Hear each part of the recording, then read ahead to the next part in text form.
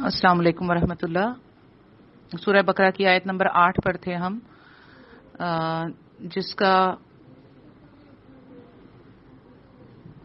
जिसका तर्जुमा करते हुए बात मुनक़ता हो गई, तो वहां से ही स्टार्ट कर रही हूँ।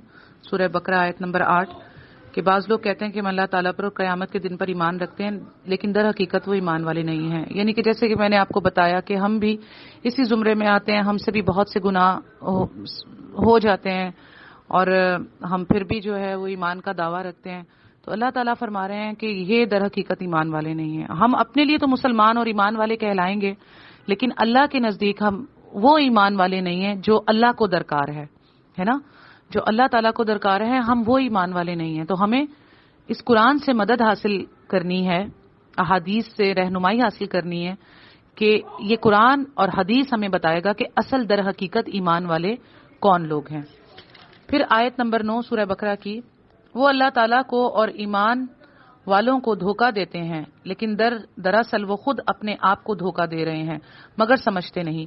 अल्लाह ताला ने यहां पर भी बयान कर दिया कि वो समझते हैं कि हम अल्लाह ताला को, जो मुनाफिक होते हैं ना, वो ये समझते हैं कि हम अल्लाह ताला को और ईमान वालों को धोखा दे देंगे, लेकिन दरअसल वो खुद अपने आप को धोखा दे रहे हैं। असल में जो मुनाफिकीन होते थे नबी सल्लल्लाहु अलैहि वसल्लम के जमाने में, तो वो यही करते थे कि जब नबी सल्लल्लाहु अलैहि वसल्लम की महफिल में बैठते थे तो नबी सल्लल्लाहु अलैहि वसल्लम के साथ हाँ में हाँ मिलाते थे और कहते थे हाँ जी बिल्कुल आप अल्लाह के पैगंबर हैं, हम आपके साथ हैं।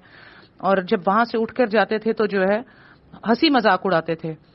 तो अल्लाह ताला फरमा रहे हैं कि ऐसे उन लोगों को भी पॉइंट आउट करके और कयामत तक के बंदे को पॉइंट आउट अल्लाह ताला कर रहे हैं कि ऐसे लोग जो मुनाफिक होते हैं, जिनके दो मुंह होते हैं कि कर कुछ रहे हैं और उनका हसूल कुछ और होता है, तो ऐसे लोग अल्लाह को और ईमान वालों को धोखा देते हैं, लेकिन असल में वो खुद अपने आप को धोखा दे रहे होते हैं, है ना। तो इससे हमें बचना चाहिए कि हम किसी से भी जब बात करें तो सच्ची करें, चाहे वो ईमान वाला है या नहीं, वो अल्लाह को पता है ना। हम तो नहीं किसी के ईमान को परख सकते, लेकिन हमारा अपने मुसलमान भाई के बारे में यही गुमान होना चाहिए कि ये हमारा ईमान वाला भाई है ना, क्योंकि अल्लाह जानता है। तो हमें अच्छा गुमान रखना है कि हमें किसी से भी झूठ नहीं बोलना, यहां तक कि हत्ता किसी गैर मुस्लिम से भी झूठ नहीं बोलना। अभी हम यहां ये नहीं सोच लेंगे कि जी हम ईमान वाले को तो धोखा नहीं दे सकते, लेकिन जो ईमान वाला नहीं है, गैर मुस्लिम है, उसको धोखा दे देंगे। नहीं, आपने जो मोमिन होता है वो किसी को भी धोखा नहीं देता, और जो मुनाफिक होता है वो ये समझता है कि मैं दूसरों को धोखा दे रहा हूं, लेकिन वो असल में अपने आप को ही धोखा दे रहा होता है, मगर वो समझता नहीं। फिर आयत नंबर 10 में अल्लाह ताला फरमा रहे हैं कि इनके दिलों में बीमारी थी, अल्लाह ताला ने इन्हें बीमारी में मजीद बढ़ा दिया और इनके झूठ की वजह से इनके लिए दर्दनाक अजाब है। बीमारी से मुराद उस वक्त के जो मुनाफिक थे, नबी सल्लल्लाहु अलैहि वसल्लम के दौर के जो थे मुनाफिक, उनकी तरफ अल्लाह ताला इशारा कर रहे हैं कि इनके दिलों में मुनाफिकत की बीमारी थी, जिसकी इस्लाह की फिक्र ना की गई तो ये बढ़ती ही चली जाएगी। इसी तरह झूठ बोलना मुनाफिकीन की अलामत में से है। नबी सल्लल्लाहु अलैहि वसल्लम ने फरमाया ना कि मुनाफिक की 3 निशानियां हैं।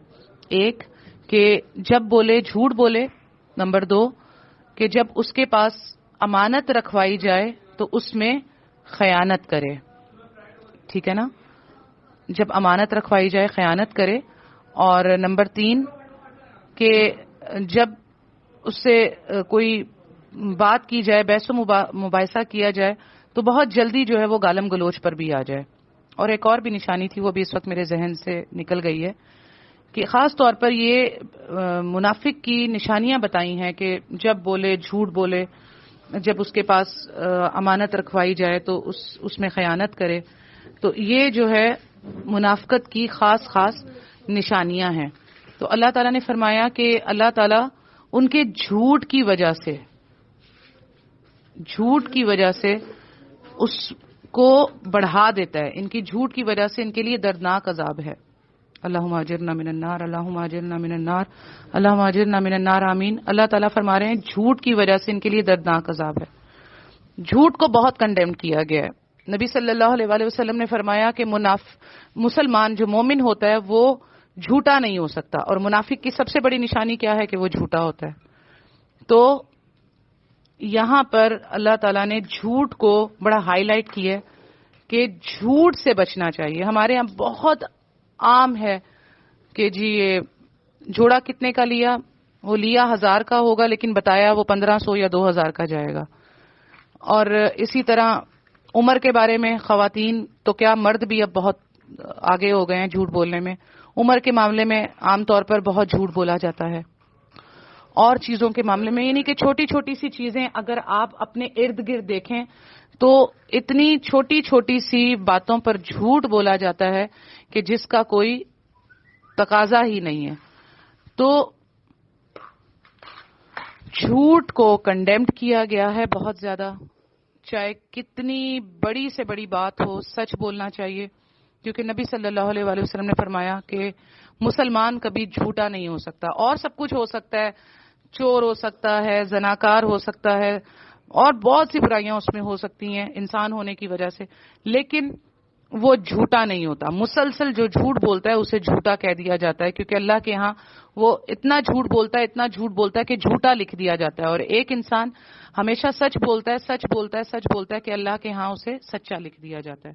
تو جھوٹ کو قرآن نے بہت کنڈیم کیا ہے اور احادیث نے بھی. پھر آیت نمبر 11 ہے, اور جب ان سے کہا جاتا ہے کہ زمین میں فساد نہ کرو تو جواب دیتے ہیں کہ ہم تو صرف اصلاح کرنے والے ہیں. ٹھیک ہے.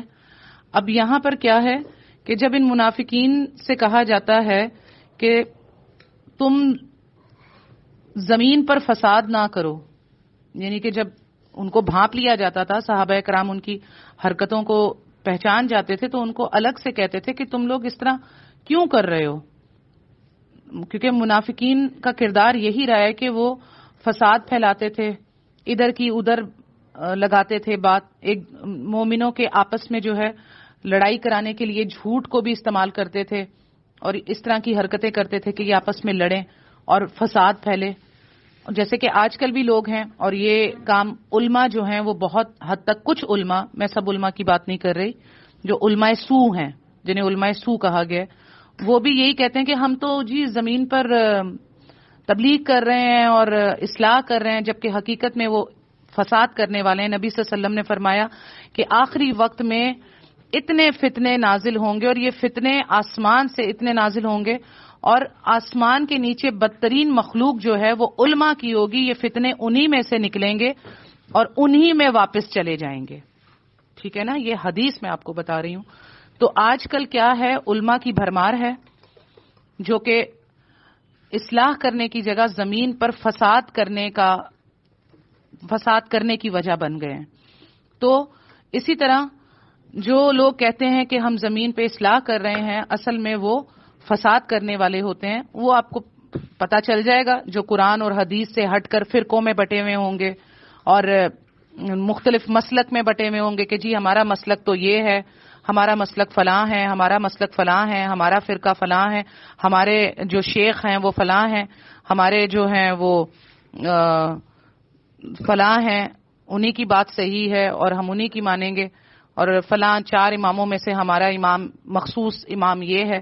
تو یہی وہ لوگ ہیں جو زمین پہ فساد پھیلانے والے ہیں, کیونکہ جب یہ چن کر ایک ایسی خاص امام کی, خاص مسلک کی, خاص فرقے کی جب تقلید میں لگیں گے تو ظاہری سی بات ہے کہ زمین پر فساد پھیلے گا, کیونکہ تقلید صرف اور صرف قرآن کریم کی اور احادیث کی جائے گی, اللہ کی اور اس کے رسول صلی اللہ علیہ وآلہ وسلم کی جائے گی, باقی کسی چیز کی تقلید نہیں کی جا سکتی. تو اصل وہ لوگ ہیں, وہ نشانی ان لوگوں کی ہے جو قرآن اور احادیث کے ذریعے سے اصلاح کرنے والے ہوں گے. اس کے علاوہ تیسری چیز نہیں لیں گے. ٹھیک ہے نا. پھر آگے آ رہا ہے سورہ آیت نمبر 12 سورہ بقرہ کی کہ خبردار ہو, یقیناً یہی لوگ فساد کرنے والے ہیں لیکن شعور سمجھ نہیں رکھتے. اللہ تعالیٰ یہاں فرما رہے ہیں کہ یہی لوگ جو ہے نا فساد کرنے والے ہیں, جو کہتے ہیں جی ہم اصلاح کر رہے ہیں اور قرآن اور احادیث کے علاوہ جو ہے وہ عام لوگوں کے علم کے اوپر لڑتے ہیں, بحث و مباحثہ کرتے ہیں. تو یہی لوگ جو ہے آج کے دور میں ہمارے سامنے ہیں. پہلے بھی یہی ہوتا تھا کہ باپ دادا کی باتوں پر لڑتے تھے کہ نہیں جو ہمارے باپ دادا کہہ گئے کیا وہ غلط تھا, تو کیا یہ قرآن صحیح کہہ رہا ہے, کہ ہمارے باپ دادا گمراہ تھے, کیا وہ غلط کہتے تھے. تو اسی طرح لڑتے تھے. یہی فساد پہلے بھی تھا اور ابھی بھی یہی فساد ہے کہ ہم جو ہے وہ علماء کے اوپر لڑ پڑتے ہیں, اماموں کے اوپر لڑ پڑتے ہیں, 4 اماموں کو آپس میں بانٹ کے اس کے اوپر بات چیت کرتے ہیں اور فساد پھیلاتے ہیں, اور پھر جو حق پر نہیں ہوتا وہ کہتا ہے نہیں جی میں تو اصلاح کر رہا ہوں, جبکہ جو حق پر ہوتا ہے اس کی نشانی یہ ہوگی کہ وہ قرآن اور احادیث کو ثبوت کے طور پر پیش کرے گا. لیکن جو دوسرا ہوگا فساد کرنے والے کی نشانی یہ ہے کہ وہ قرآن اور احادیث کے مقابلے میں علماء کی رائے, اماموں کی رائے اور رحمت اللہ علیہ جن کو کہتے ہیں ان کی رائے پیش کریں گے اور اس کے اوپر بضد ہوں گے, تو پھر فساد پھیلتا ہے. لیکن وہ لوگ یہ سمجھتے ہیں کہ ہم حق پر ہیں کیونکہ وہ شعور نہیں رکھتے اس چیز کا. پھر آیت نمبر 13 میں اللہ تعالیٰ فرماتا ہے اور جب ان سے کہا جاتا ہے کہ اور لوگوں یعنی بریکٹ میں صحابہ کی طرح تم بھی ایمان لاؤ, تو جواب دیتے ہیں کہ کیا ہم ایسا ایمان لائیں جیسے بیوقوف لائے ہیں. خبردار ہو جاؤ یقیناً یہی بیوقوف ہیں لیکن جانتے نہیں. اب اس کی مثال میں آپ کو ایک بہت باریکی سے دوں یہ کہ اب دیکھ فرض کریں کہ کوئی غریب ہے, اس کے پاس کھانے پینے کو نہیں ہے اتنا جتنا عام دوسرے لوگوں کو اللہ نے عطا کیا ہوا ہے, لیکن وہ اس کے باوجود بھی اللہ کا شکر ادا کرتا ہے اور نماز پڑھتا ہے اور سجدے کرتا ہے اور روزے رکھتا ہے اور بہت زیادہ کوشش کرتا ہے کہ وہ اسلام کے احکامات پر عمل کرے. اور ایک امیر ہے اس کے مقابلے میں جو کہ نہ نماز پڑھتا ہے نہ شریعت کے حکم پر چلتا ہے, تو وہ اس کو دیکھ کر کہے کہ میں تو نہ کوئی نماز پڑھ رہا ہوں نہ روزے رکھ رہا ہوں نہ کوئی اتنا نیک کام کرتا ہوں, پھر بھی میرے پاس اتنا کچھ ہے اور مال بھی ہے اور آسانی بھی ہے, یہی اس کے لیے سب کچھ ہے نا. اور وہ اس کا مذاق اڑائے دوسرے غریب کا کہ یہ تو سجدے کر رہا ہوتا ہے اور یہ سب کچھ کر رہا ہوتا ہے تب بھی اس کا حال اتنا برا ہے, تو کتنا بے وقوف ہے یہ جو ان کاموں میں لگا ہوا ہے. تو میری طرح سے ذرا سمارٹ بنے اور کوشش کرے, کاروبار کرے اور اس میں جو ہے جس طرح سے بھی بائی ہک اور بائی کروک اس پیسہ کمانے کی دوڑ میں لگ جائے تو یہ بھی کتنا امیر ہو جائے میری طرح اور بہت اچھا ہو جائے. تو یہ ایک ہمارے آج کل کی مثال ہے. اسی طرح وہ منافق جب صحابہ کرام کو دیکھتے تھے کہ یہ ایمان والے ہیں تو وہ صحابہ کی طرح جب صحابہ ان کو کہتے تھے کہ تم بھی ایمان لاؤ تو وہ آگے سے کہتے تھے کہ ہم کیا تمہاری طرح بے وقوف ہیں جو ایمان لے آئیں. تو نعوذ باللہ صحابہ کرام کی دولت جو ہے وہ ایمان تھی, اور یہ جو دوسرے منافق تھے یہ بے ایمان تھے, لیکن یہ دوسرے صحابہ پر یہ الزام لگاتے تھے کہ یہ تو بے وقوف ہیں, غریب ہیں, پڑھے ہوئے ہیں, کھانے کو نہیں ہوتا, پینے کو نہیں ہوتا, اور یہ جو ہیں وہ نمازوں میں لگے ہوئے ہیں. اگر ان کی نمازیں اتنی ہی ان کا اللہ قبول کرتا ہے تو ان کو کھانے پینے کے لیے کیوں نہیں دے دیتا, ان کو سونا چاندی کیوں نہیں دے دیتا. تو ان کی کیونکہ منافقین اور دنیا دار لوگوں کی نظر میں کامیابی جو ہے وہ دنیا کی چیزیں ہیں, دنیا کا مال ہے. تو اللہ تعالیٰ نے یہاں پر خبردار کا لفظ استعمال کیا کہ خبردار ہو جاؤ یہی لوگ بے وقوف ہیں, کیونکہ یہ علم ہی نہیں رکھتے ایسی چیز کا. تو یہاں پر یہ یاد رکھیے گا کہ کسوٹی ایمان کی مال و دولت نہیں ہے, اصل میں تقوی اور پرہیزگاری ہے جس کو ہمیں اپنے دلوں میں راسخ کرنا ہے. آیت نمبر 14 میں اللہ تعالیٰ فرما رہے ہیں اور جب ایمان والوں سے ملتے ہیں تو کہتے ہیں کہ ہم بھی ایمان والے ہیں, اور جب اپنے بڑوں کے پاس جاتے ہیں تو کہتے ہیں کہ ہم تو تمہارے ساتھ ہیں, ہم تو ان سے صرف مذاق ہی کرتے ہیں. اب یہاں پر اللہ تعالیٰ کیا فرما رہے ہیں کہ کیا کرتے تھے منافقین جب صحابہ کرام کے پاس آتے تھے تو کہتے تھے کہ ہم تو آپ کے ساتھ ہیں, بالکل نبی صلی اللہ علیہ وسلم اللہ کے رسول ہیں اور سچے ہیں, بالکل ہم ان کے اوپر جو ہے ایمان لاتے ہیں, ہم گواہی دیتے ہیں کہ وہ اللہ کے رسول ہیں. لیکن کیا کرتے تھے جب اپنے شیاطین جب سرداروں کے پاس جاتے تھے تو ان سے کیا کہتے تھے کہ ہم تو ان لوگوں سے مذاق کر رہے ہیں، ہم ان کے ساتھ نہیں ہیں، ہم آپ کے ساتھ ہیں. تو اصل میں کون تھے؟ یہ منافقین تھے. تو منافق کی کیا معاملہ ہوتا ہے کہ جھوٹ بھی بولتا ہے اور بے ایمانی بھی کرتا ہے، امانت رکھی جائے تو خیانت بھی کرتا ہے. تو کیا ہوتا تھا کہ جب وہ ایمان والوں کے ساتھ بیٹھتے تھے تو ان کی بہت سی باتیں ان کے پاس امانت ہو جاتی تھی، لیکن وہ کیا کرتے تھے؟ وہی ایمان والوں کی باتیں جا کے اپنے سرداروں کو، شیاطین سرداروں کو بتاتے تھے، جس کی وجہ سے کہ وہ امانت میں خیانت بھی کرتے تھے. تو یہ ان کا، اور آج کل بھی بہت سے لوگوں کا یہی معاملہ ہوتا ہے کہ جب وہ ایک جگہ بیٹھتے ہیں رشتہ داروں میں تو کہتے ہیں آپ نے اس دن بات بالکل ٹھیک کی تھی، وہ غلط تھا. اور جب دوسرے فریق کے پاس بیٹھتے ہیں تو کہتے ہیں نہیں نہیں نہیں جی آپ نے بالکل صحیح بات کی تھی، وہ غلط تھا. تو کیا کرتے ہیں؟ وہ فساد کا راستہ اختیار کرتے ہیں اور فساد پھیلاتے ہیں. تو ایسے لوگوں کو کہ جو ادھر اور ادھر جا کر ایسی باتیں کرتے ہیں تو ان کے لیے اللہ ہی کافی ہے، اللہ ان کو بہتر طور پر جانتا ہے. آیت نمبر 15 میں اللہ تعالیٰ بھی ان سے مذاق کرتا ہے اور انہیں ان کی سرکشی اور بہکاوے میں اور بڑھا دیتا ہے. اللہ تعالیٰ، اس کا مطلب یہ ہے کہ اللہ تعالیٰ بھی ان سے مذاق کرتا ہے. اس کا مطلب ایک تو یہ ہے کہ جس طرح مسلمانوں کے ساتھ وہ لوگ مذاق کرتے تھے، اللہ تعالیٰ بھی ایسا ہی معاملہ کرتا ہے ان کے ساتھ کہ ان کو ذلت میں مبتلا کر دیتا ہے. ٹھیک ہے نا؟ اور ان کو ایسی ذلت میں مبتلا کر دیتا ہے کہ جس کی وجہ سے وہ اس منافقت سے اور اس چیز سے، اس کفر سے باہر ہی نہیں آتے. تو اللہ بھی ان کے ساتھ مذاق کرتا ہے اور انہی کی سرکشی اور بہکاوے میں انہیں بڑھا دیتا ہے. اور اللہ تعالیٰ کیا کرتا ہے؟ ایسے لوگوں کو جو برائی کا دروازہ کھولتے ہیں تو اللہ تعالیٰ ان کے لیے برائی کے دروازے کو، آگے کے دروازے بھی کھولتے چلا جاتا ہے تاکہ وہ اس میں اور بڑھ جائیں، اپنی سرکشی میں اور بڑھ جائیں. اور پھر اللہ تعالیٰ ایک وقت آتا ہے کہ اس سرکشی میں ان کی رسی کھینچ لیتا ہے اور وہ بہت بری ہوتی ہے.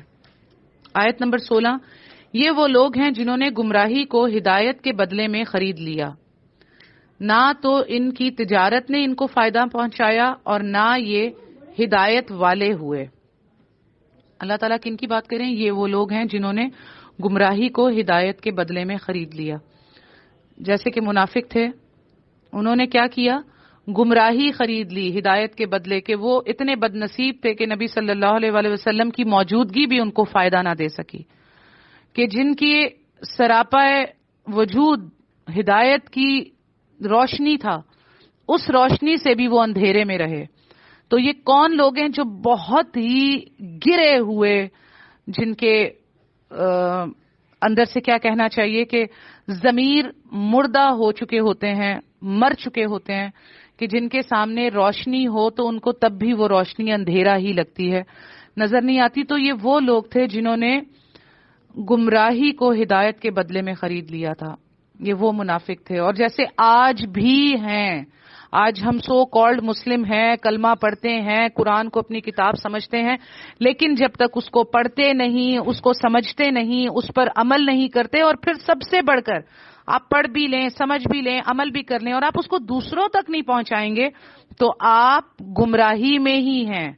کیونکہ اس کو پڑھ کر عمل کر کے آگے پہنچانا ہے. اصل کام یہ ہے ایک مسلمان کا، چاہے وہ عورت ہو یا مرد ہو، اس کا یہی کام ہے. کیونکہ نبی صلی اللہ علیہ وآلہ وسلم نے فرمایا علم کا حاصل کرنا ہر مرد اور عورت پر فرض ہے، سنت بھی نہیں، فرض ہے. ٹھیک ہے نا؟ تو جب ہمیں علم حاصل ہوگا تو ہم سب سے پہلے کیا کریں؟ قرآن کا علم حاصل کریں، حدیث کا علم حاصل کریں اور اسے آگے پہنچائیں تاکہ ہم روشن ہو جائیں، ہمارے دل اور آنکھیں، اور ہم اسے آگے پہنچائیں. تو کیا کیا ہم نے؟ گمراہی کو چھوڑ کر ہدایت خرید لی ہے نا.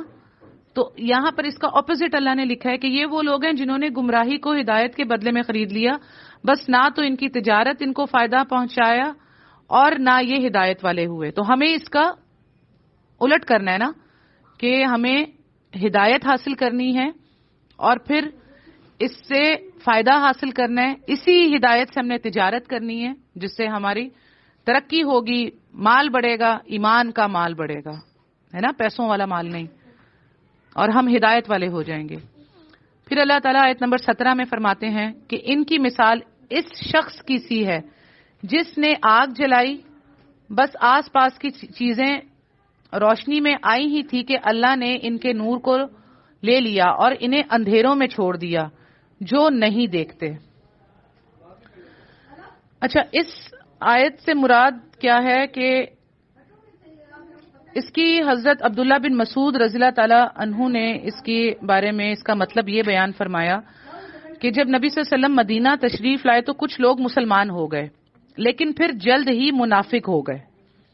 ان کی مثال اس شخص کی سی ہے جو اندھیرے میں تھا، اس نے روشنی جلائی جس سے اس کا ماحول تو روشن ہو گیا اور مفید اور نقصان دہ چیزیں اس پر واضح ہو گئیں، کیونکہ ظاہری سی بات ہے جب آپ اندھیرے میں روشنی جلاتے ہیں تو روشنی کے علاوہ جو باقی جگہ ہوتی ہے وہ اندھیرے میں ہوتی ہے، تو آپ کو پتہ چل جاتا ہے کہ روشنی کیا ہے اور اندھیرا کیا ہے، یعنی ہدایت کیا ہے اور گمراہی کیا ہے۔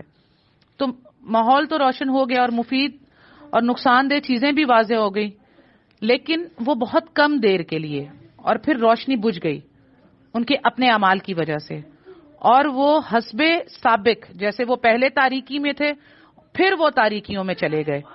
یہی حال منافقین کا تھا، پہلے وہ شرک کی تاریکی میں تھے، مسلمان ہوئے تو روشنی میں آ گئے، حلال و حرام اور خیر و شر کو پہچان گئے، لیکن پھر وہ دوبارہ کفر و نفاق کی طرف لوٹ گئے تو ساری روشنی چلی گئی۔ کتنی پیاری اس کی تفسیر کی حضرت عبداللہ بن مسعود نے اس آیت کی، آیت نمبر 17 کی، کہ کیا ہوا کہ تھوڑی دیر کے لیے روشنی جلائی تھی اور پھر وہ واپس گمراہی میں چلے گئے۔ اور اس کا دوسرا معنی اور مطلب جو آتا ہے تفاسیر میں وہ یہ بھی ہے کہ وہ مسلمانوں کو منتشر کرنے کے لیے بھی ایسا کرتے تھے کہ صبح کو ایمان لاتے تھے اور رات میں واپس جو ہے کافر ہو جاتے تھے، تاکہ لوگ کہیں کہ اچھا ایسی کیا بات ہے اسلام میں، انہوں نے ضرور کوئی برائی دیکھی ہوگی جو یہ ایمان لائے اور انہوں نے نبی صلی اللہ علیہ وسلم کی گواہی دی اور اب یہ پھر واپس اپنے ہی پرانے دین کی طرف، دین تو نہیں کہنا چاہیے، مذہب کی طرف لوٹ گئے، تو ضرور اسلام میں کوئی برائی ہوگی۔ تو کیا کرتے تھے مسلمانوں کو اور لوگوں کو ان کا دل خراب کرنے کے لیے اسلام سے ایسا بھی کرتے تھے کہ صبح ایمان لاتے تھے اور رات میں دوبارہ کافر ہو جاتے تھے، تاکہ لوگ جو ہے وہ اسلام پر شک کریں کہ انہوں نے ایسی کون سی بری بات دیکھی ہے جو یہ اسلام لانے کے بعد جو ہے مکر گئے۔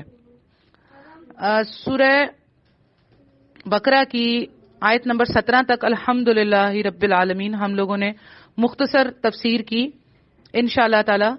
اس کے بعد سورہ بقرہ کی آیت نمبر 18 سے لے کر 27 تک اس کی تفسیر سے مستفید ہوں گے انشاءاللہ تعالی۔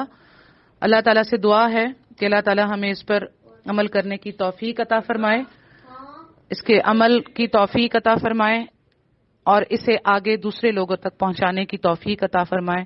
وآخر الدعوانا ان الحمد